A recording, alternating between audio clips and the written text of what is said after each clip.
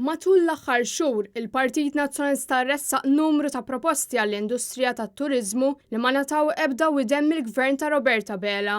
Illum nafu li kellna raġun. Dan sostnih il-Viċi Kap tal-Partit Nazzjonalista Roberta Rigo li saħaq fuq l-importanza li l-industrija tat-turiżmu ta' pajjiżna flimkien mal-eluf ta' ħaddiema li jaħdmu fija jiġu salvagwardjati.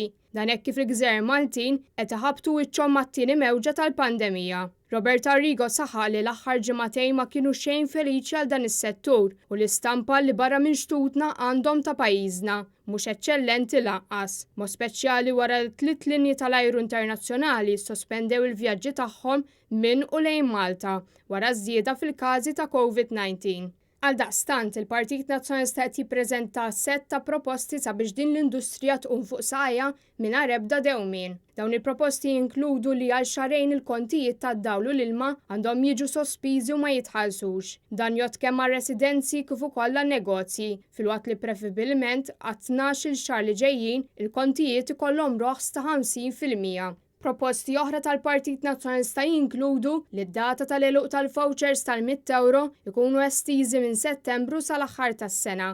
€800 sussidju li ngħata mill-Gvern għandu jiġi estiż sal-31 ta' Marzu tas-sena d-dieħla għal kull negozju fl-industrija privata. Hemm bżonn li jiġu żgurati l-kuntratti preżenti u futuri mill-linji tal-ajru u mat-tour operators barranin li jinsabu fil-lista l-ħadra.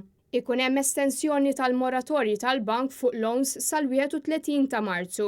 Ir-rata tal-VAT għandha tiġi mraħsa sal-massimu ta' 5% fuq il-firxa kollha. Ir-rata tal-VAT fl-industrija tal-akkomodazzjoni fl-istaġun tax-xitwa tinżel għal 0%. U l-Air Malta trid tadatta hekk kif pajjiżna qed iħabbat wiċċu mat-tieni mewġa tal-pandemija tal-COVID-19. Il-Partit Nazzjonalista qed jittama li dawn il-proposti u oħrajn ma jiġux għal darb'oħra injorati mill-Gvern ta' Roberta Bela.